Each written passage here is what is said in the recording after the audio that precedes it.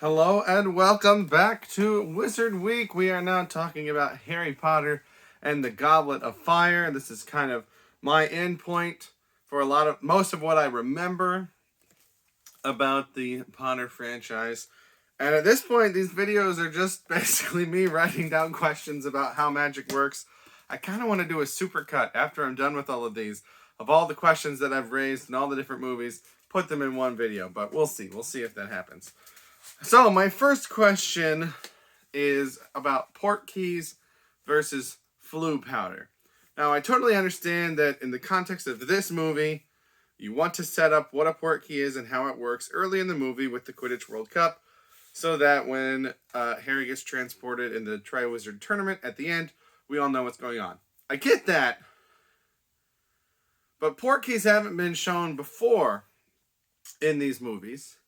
But we have seen another way for wizards to travel, which is flu powder. So I want to know, what are the pros and cons of those different forms of travel? It seems like a port key would be more convenient because you don't have to grab powder every time. But with the flu powder, they said where they were going to, and it seems like port keys have a set destination. So maybe that's the difference. I don't know. I'm not saying it's a problem. I'm just saying I would be curious in knowing more about the pros and cons of each of them. Are there other types of travel that, other than those two, that have different pros and cons? I'm just curious. Then we get the scene with the tents, and I remember this idea. And again, it's not original to Harry Potter, but the idea that the tents are bigger on the inside. And given that it was the Weasleys going in there, it made me wonder, why does anyone in the wizarding world live in small houses, right? Like, take the Weasleys. Why do they live in a small house? If magic can make it bigger on the inside, why not just do that? Why isn't everything like that? Why is Hogwarts a big castle? Why isn't it something small that's just bigger on the inside? How does that kind of magic work? Does it have to be certain materials? Is it expensive? Does it take rare ingredients? Sometimes movies like this will put something in that looks really cool, but if you think about it, why isn't everything like that? Why aren't all buildings in the wizarding world smaller on the outside, bigger on the inside? Similar with the night bus, right? It can stretch in to become smaller. So, like, why doesn't everything do that all the time to just take up less space? Maybe there are rules that I don't know. If there are, tell me. But, yeah, it seems weird. It's like, in some of the Ant-Man comics, he lives in, like, a shoebox, basically. But to him, it's fine because he can just make everything smaller. So if magic can make things bigger on the inside, why isn't everything like that? Why aren't vehicles like that, right? When you get into the Weasley's car, why isn't that bigger on the inside so it can fit all of them? I don't know. Then, continuing on at the Quidditch World Cup, there's the Irish, and then, the Bulgarians, which Crumb is on. And it seems like most of the Weasleys are wearing Irish colors, but they're cheering for Crumb. And I don't know, maybe I'm too influenced by American football, but, like, most people here, even if someone on the other team is a good athlete, you're not going to cheer for that other person on the other team. You just cheer for your team. So it's really weird watching all these people wearing the colors for the Irish team, cheering and going on and on and on about a player for the Bulgarian team. And I get some of it because it's setting Crumb up for his role later in the movie, but, like, just have some other characters around them talking about how great he is. It doesn't have to be the Weasleys themselves. Or just put the Weasleys in Bulgarian colors, right? Why? It's confusing that they're wearing the colors of one team, but they're only talking about a player on the other team. My next question is just, how does the clock work? There's a big, big clock on the exterior of a building in Hogwarts, and I've seen it in a couple other movies, and it's like, I don't even know if it's a magic clock. Maybe it's just, a type of English design clock or something, but I've never seen it before, and it's got like a circle within the clock face that kind of moves around. I just, how does it work? I'm just curious. Again, I'm not saying it's a problem that I don't know. I would just like to know, how does that clock work? Okay, next question. They say that whoever wins the Triwizard Cup will become a legend, right? Eternal glory. But at no point in the first three movies did anybody mention the Triwizard Tournament, the Triwizard Cup, or any former winners, right? But you've got things like the chocolate frogs with the trading cards. They could have been thrown in there. You've got things where they, when they go and they look at the trophy case with James Potter's name in it, and like you could have had a line of dialogue about, or just shown like a trophy for other Triwizards, and maybe stuff is there in the background, but it's not focused on. And it's like, if you're gonna say that it's such a big deal, you've had three movies, each of which are more than 2.5 hours long. So you got over 7 hours of material, and it's not even been brought up before. And like, when you're adapting a series of books into a series of movies, take advantage of things that pop up in the later books, because maybe when people write books, they come up with an idea in a fourth book that they just hadn't thought of in the first book. But if you're making the movies after the books, then you can sprinkle that stuff in beforehand to make a stronger narrative. So just like, I don't know. I feel like the Triwizard Cup should have at least been mentioned before. If it's shown, if it's like in the background of something, and I just missed it, let me know, because that would be interesting. My next question is just, I feel so sorry for Harry, because I feel like if I was in his position, I wouldn't trust anyone, right?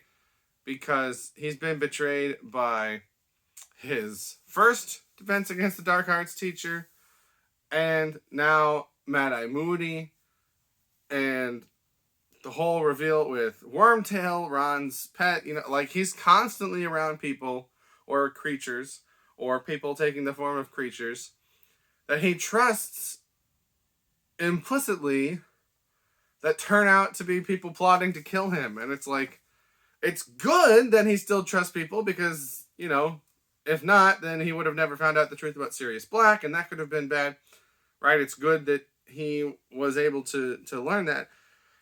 But I just feel like at that point, like, don't trust anyone. Like, you're on your own.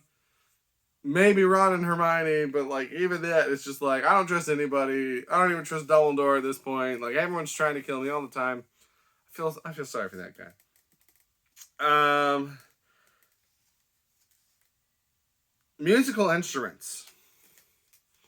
This is another thing that I just want to know more about. How do musical instruments work in the world of witches and wizards? We've seen a harp enchanted to play on its own. Now we see in this movie these very strange Dr. Seuss-like instruments. Why? This goes back to what I was saying with the animals, right? Just because magic exists shouldn't automatically mean that mythological creatures exist. I've seen in other places that they're considered magical creatures, and so, that's why. But like, a centaur is not inherently magical, right? It's mythological. It doesn't exist. And in some versions of stories, maybe they have magic, but that's different than just magic existing, right? So now we get these instruments, and it's like, why do we have a tuba with 3 bells in it, right? What are the purpose of those? Can they all play at once because it's magic? Does it just look weird for the sake of looking weird? That's probably it, like, in terms of the movie's perspective. But I would love, Warner Brothers, here's another idea for you. I would love a movie about a musician in the world of the wizarding world, and just, show us how music works, how instrument works. Are there certain spells where the incantation is singing? Are there certain spells where the movements that you have to make are a type of dance, right? Play into that. Are there effects that musicians playing magical instruments can have through their music. I want to see that. That's interesting, right? I think the issue with Warner Brothers trying to milk this franchise with the Fantastic Beasts, which again I have not seen, but my understanding of it from what I've heard other people talk about, they're focusing too much on trying to lean the story of these characters into the stories of the other characters, and in particular Albus Dumbledore, right? Because Dumbledore is in both franchises. That's the only character I know of. I know there are others that like pop up, but that's the only character I know of that has a large role in both franchises. But don't, it's the same thing with Star Wars. You don't have to only focus on these few characters. Just tell another story in that world, right? That's why The Mandalorian worked so well. It wasn't because of the cameos, and it wasn't because of the little Easter eggs. It was because it was just a good story in a world that people cared about. So don't focus on being like the prequels and, what Dumbledore was doing before the Harry Potter movie started. And even though I think the easy answer is to make sequels, right, with the children of the main characters, which, is that what the Cursed Child is? I don't know. I don't know much about that. But like that seems like the obvious continuation of this franchise, right? Is to keep telling the story of their children and the adventures that they go on. And I don't think that by design is a horrible idea. But just like with the Star Wars sequels, it's like you don't have to focus on those main characters. Just tell other stories in that world, right? Rebels is a great example of a Star Wars, story that doesn't focus on the main characters. They're there more so than they need to be. I'm not saying you need to sprinkle that stuff in. But now, I've given you, give us a movie on a musician magician, and how music and instruments and dance play into that. I've given you the idea to, I can't even read my own writings. To give us a movie about a time traveler in this world and go into the intricacies of how time travel works and all that stuff. I've given you the idea to do sports movies set in this world, focusing on Quidditch and letting us really see a lot of Quidditch being played, right? And I feel like when I hear people talking about Quidditch and the rules, they always say, well, it's why do the other people even bother trying to score points? Because once the person catches the golden snitch, that's worth so many points that they're going to win. So what's the point of everything else? And then, there's the counter to that, which is like, it doesn't necessarily mean they win, because if it takes long enough, the other team could have scored enough points to, they score 15 goals, that's 10 points a goal, right? So they could still win the game, even if the other team's seeker catches the snitch. But then it's like, well, then why would that team's, seeker ever catch the snitch if they know that they're going to lose? And it's like, well, do they know what the score is? Or are they always get into the nitty gritty of it? Really dive deep into it. The other thing that I couldn't read before was the paintings, right? Give us a movie about how the paintings work. Give us a movie about the different, the worlds in the paintings and how, is everybody the same? Or are there different rules? If somebody has food in their painting, do they need to eat? But if somebody doesn't have food, they don't need to eat. If they don't have food and they do need to eat, where do they get their food from? How much world do they exist in that's not seen by the person that sees the paintings, right? That's super interesting. Then, yes, you've got your obvious other ideas, like the children of our legacy characters in here and what's going on with them. You've also got other really obvious ideas like, how did Hogwarts start? Give us a movie with Hufflepuff, Gryffindor, Ravenclaw, and Slytherin and how those guys met and how the school started. Give us a movie on how these other two schools that we see in the Goblet of Fire started, right? And then we'll have origin stories, quote unquote, for the three main schools. And then if you're continuing the story of the legacy characters' children and they grow up, then you can have a movie where there's a start of a new school, a fourth school. Are there more than 3 schools? Because these are the only ones that show up in the movie. But are there more that we don't know about? I don't know, right? But we know Warner Brothers wants to do more with this franchise, and they want to keep making money. And like, I don't have a problem with that. I don't have a problem with the company continuing to make money off the same franchise over and over. What I have a problem with is when it's uninteresting and unoriginal, right? So again, I haven't seen Fantastic Beasts. Maybe I'll like it more than other people have. I think the fact that I've heard so many bad things about it means that I will probably enjoy it more than I'm expecting to, because that's typically how I am, is that if I hear bad things and it's not that bad, I'm like, oh, that's not that bad. And if I hear really, really good things and I'm like, it's not great. So like, in the Wizard World franchise, people talk so highly about the Harry Potter films. I'm like, they're all right. You know, they're not that great. And then they talk so poorly about the Fantastic Beasts films that I'm probably going to be like, yeah, they're not that bad. Like, so I'm like right in the middle. We'll see if that carries through with Fantastic Beasts. But my point is, I don't mind that companies do that. I understand. They're a business. They want to make money. But there's so many more interesting ways to carry this idea of the wizarding world forward. You don't have to be limited to what J.K. Rowling has done. I don't know. Maybe there are contracts and things that maybe they do, right? Maybe I have no idea what I'm talking about. But I feel like there's so many options to tell so many types of stories within this world. That's why the MCU does so well.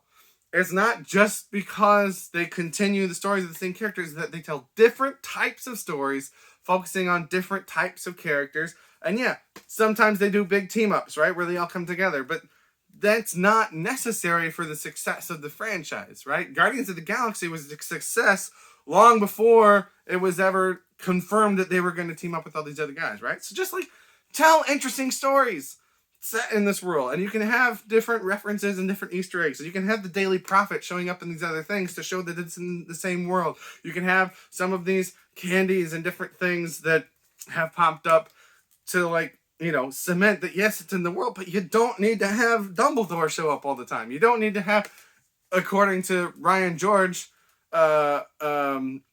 Minerva, forgetting her last name, showing up in a movie before she's canonically alive just to stick that in people's face. Like, you don't have to do it badly.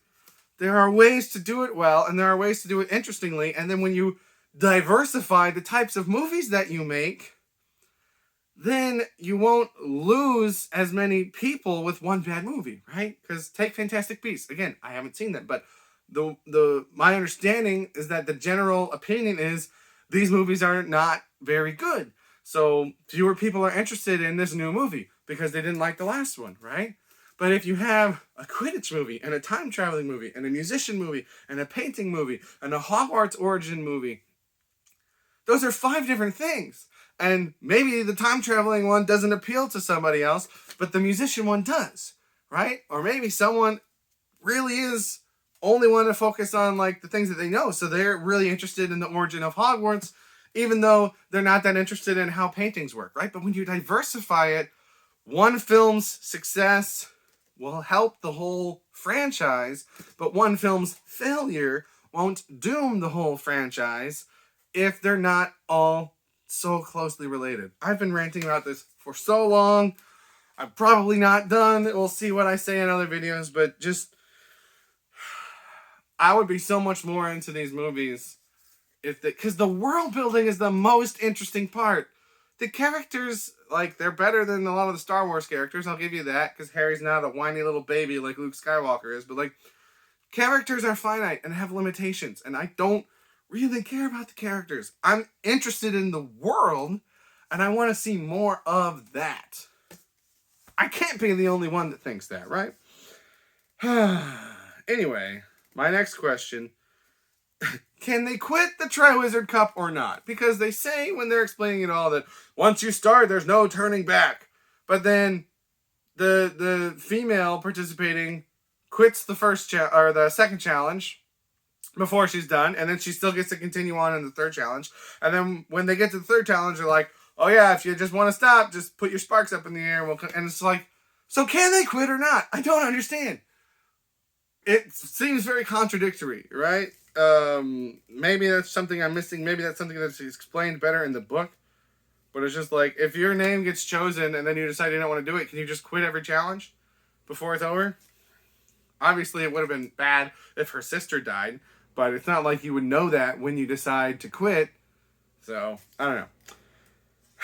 My next note is, why, when Harry's in the maze, or heck, when any of them are in the maze, after it's already been established that if you have your wand and your broom will help you, you can summon your broom to fly, why don't they summon their brooms and fly above the maze so that they can see better?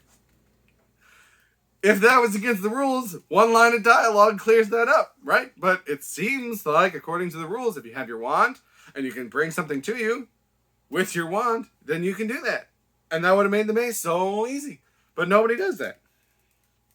And then I was thinking about, would it have helped them in the second challenge also? And I was like, can brooms fly underwater? If you were flying your broom and you're controlling it and whatnot, and then you go down underwater, would it still work? I don't know. That could be interesting. I don't know if you could base a whole movie around that, but you could do a movie about, like a mechanic or something in the Wizarding World, right? How does that magic car work? How does the night bus work? How do brooms work? I want to know more about this kind of stuff.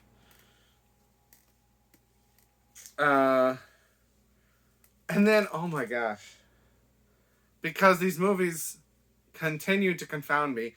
In this movie, Voldemort calls Harry's mom a muggle. So now, in the first movie, characters say that she's a witch. Second movie, Tom Riddle says she's a muggle. Third movie, characters say she's a witch. Fourth movie, Voldemort says she's a muggle. Now, Riddle and Voldemort are the same person, right? So again, maybe he's wrong, or maybe he's just saying that to annoy Harry. But it's so confusing. Is she a muggle or is she a witch? I don't understand why they're going back and forth. I keep thinking, I'm like, am I confusing muggle with mudblood? No, he's not saying mudblood. Because she could be a mudblood, right? But he's not saying mudblood. He's saying muggle. I'm so confused. My last note is just Polyjuice, which again is just a very good example of, foreshadowing, Chekhov's gun, whatever you want to talk about. We see Mad-Eye Moody drinking this flask. We have an assumption of what that is. The movie doesn't tell us that's what that is. It uses our own preconceived notions to carry that forward, which is very smart. But it sets up this precedent for how the David Tennant is able to maintain this illusion for so long, right? We get a reference to Polyjuice Potion in the pipes from Moaning Myrtle. So it's in our heads that, oh, someone's making Polyjuice Potion. She thinks it's Harry and his friends. Then we get Snape telling them that stuff is missing from his whatnot, right? And he assumes it's Harry's and his friends. And then that all leads up to the reveal that What's-His-Face Jr.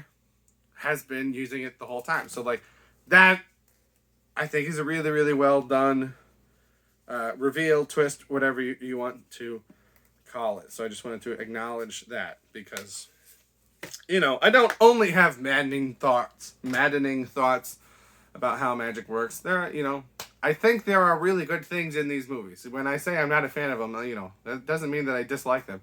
There's a lot of really good stuff in here, but there's a lot more stuff that I would like to see more of. But we're gonna call this movie there. So if you haven't seen the videos on the previous Harry Potter movies, check those out. If you have, check back soon for the next 6, 7 in the series as they come out. But that's going to do it for this video. Those are my thoughts. Please, please, please, if you have answers to my questions, put them in the comments below. And maybe I'll make that supercut of all my questions. Maybe I'll make a supercut of all the ideas that I have of different ways Warner Brothers could keep this franchise going. But for now, we're going to call that a day. Those are my thoughts. Let me know your thoughts. Thank you very much for watching, and have a good day.